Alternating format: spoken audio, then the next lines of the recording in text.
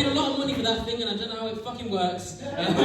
So if you excuse me when I'm kind of glancing over to it, I'm scared it might get robbed, but that's because I'm from Dudley, so I'm just kind of used to it, looking over my shoulder. How's everyone from Stoke doing? We alright? Are we in Stoke? Yeah. I don't know where the fuck I am. Someone just kind of dropped me off and I wandered in. I nearly went into like the under-18s disco next door, wherever that is. So I was like, you're clearly in the wrong place. And I thought, no, I'm here for the under-18s disco. Bloody enough. So how's everyone doing today? You doing nice?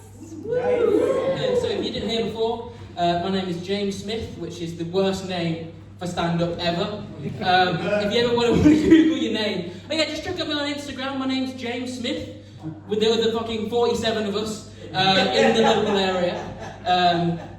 I think my mum chose that name just because it was just the easiest one. I think she took like 12 hours to give birth to me. And you know when you kind of go to fill in a form and James Smith is already there as the kind of placeholder? I think my mum had spent so long trying to squeeze me out, she just thought, fuck it, that'll do. Let's go with James Smith. But kind of the full name of me, how can I say it like that? My full name is literally the worst kind of white collection of names ever. If you Google white names, my full name pops up, James Edward Thomas Smith, in that order on Google. I'm really self-conscious, because when I'm thinking, I keep on going, and I didn't notice it until my girlfriend pointed it out. This is the first time she's come to one of my gigs, so she's there hiding in the back. She's drinking away her sorrows already, and that's not because of the comedy, that's just because she's dating me. So I keep on doing it. If you hear me going, I'm trying to blank it out, so there's lots of awkward silences, please ignore them. I did it straight away. So I failed my driving test recently. Oh. Anyone else kind of failed the driving test? Yeah, 5 times. 5 times? Well, what was the kind of reason of you failing your driving test? I wasn't very good at driving. You weren't very good at driving. Has anyone had any kind of specific circumstances why they failed that are quite zany? No, all very good drivers in Stoke apparently. Not from what I saw when I was coming here, but I just about made it alive. I'll say again. No, you just blank me out and say so if you hear the ums, I'm going to roll with it now.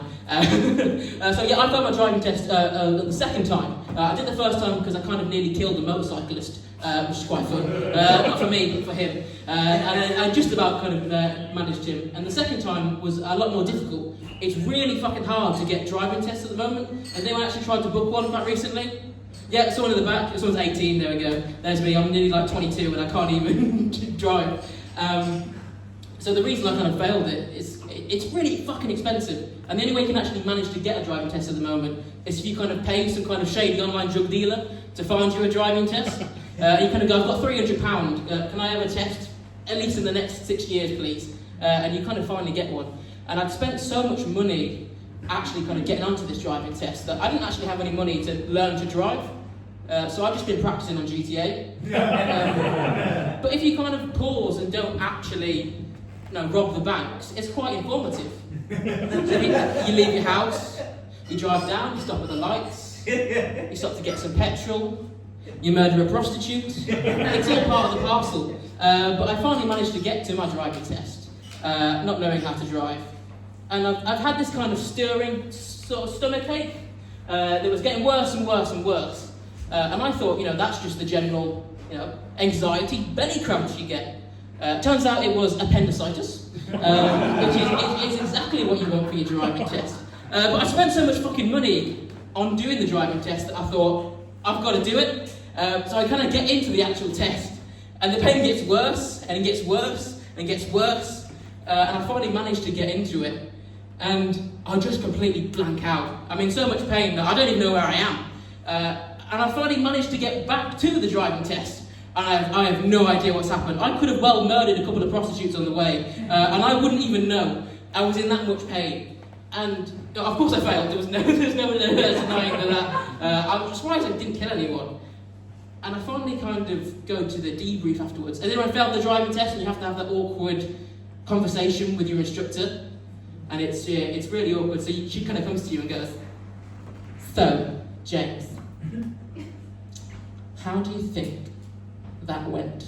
And I turned to him and was like, I think I need to go to hospital! So they kind of drive you to the test. So you drive me home and then drove me to the hospital. And you know, I've got quite a rare condition, which made it quite hard to identify this said appendicitis. I've got a rare condition called hereditary spherocytosis. Any other boys with that in the house? No, I didn't think so. There's like 4 of us in the world, so we're working around. But the one thing with this, it's quite a rare condition, and what it does is, you know, everyone's got that kind of weird donut-shaped blood. Yeah, you know, the concave disc thing? So mine doesn't have that, which is really not fucking helpful. I'm like one of the world's worst X-Men. My mutation is just turning yellow, which isn't very helpful. Charles Xavier has not come knocking, and if he does, I'm going to go running. And I finally kind of managed to get through to see a doctor. And I did so many scans, but I was so worried about this that the final one test they kind of get to do to prove if you have appendicitis is they kind of get there and they, I don't know why I put my microphone there, it's not ultrasound, and they rub your belly, and you think, okay, he's going to bring out some kind of instrument to scan me, but no, he just kind of gets his finger and presses you and goes, and I go, ah! And they go, yes, this man does have appendicitis.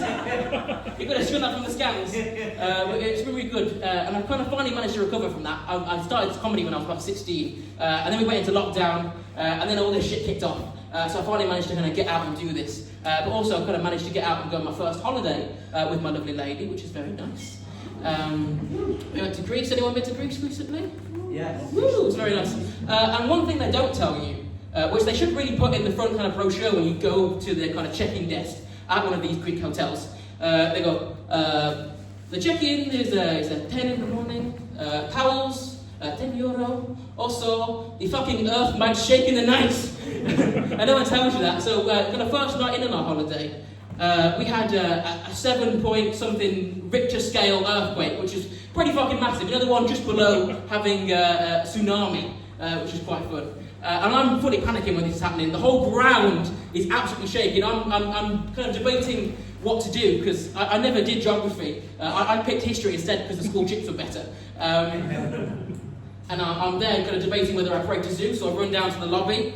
And well, the whole thing, you know, the whole hotel nearly crumbling. I'm being very hyperbolistic here. It was shaking a bit, and I was panicking a lot. And this whole time, I'm absolutely freaking out.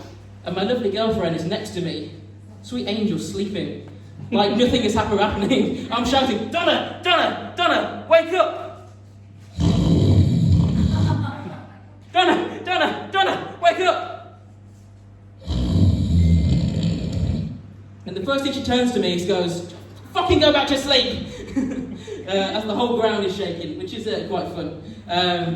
And that's it. One thing I'd like to talk about with my partner is she's a police officer, which is quite fun. She's going to hate the fact that I mentioned that, but I've got to do a segue into this bit somehow. So if you've got any crimes, please don't go to her because she'll kill me.